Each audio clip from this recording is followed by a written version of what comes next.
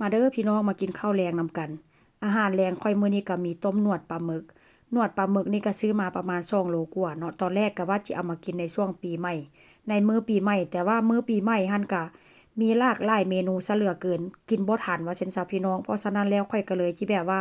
เอามาต้มกินในเป็นอาหารมื้อเย็นในมื้อนี้แต่ว่าค่อยนี้สิต้มกินแบบแล้วก็สิหั่นเป็นตอนๆมื้อนี้ค่อยก็สิกิน2สไตล์หนึงก็สิหั่นเป็นตอนแล้วก็จัดใส่จานแล้วก็โรยหน้าด้วยอันผงปาปริก้านะพี่น้องแล้วก็สิโรยหน้าด้วยน้ำมันมะกอกแต่ว่าอัน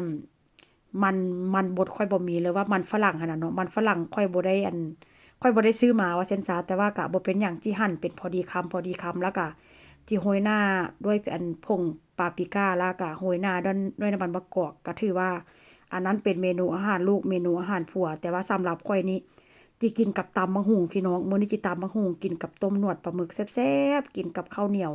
บอกได้เลยว่าแซ่บสุดๆเลยมื้อนี้นะ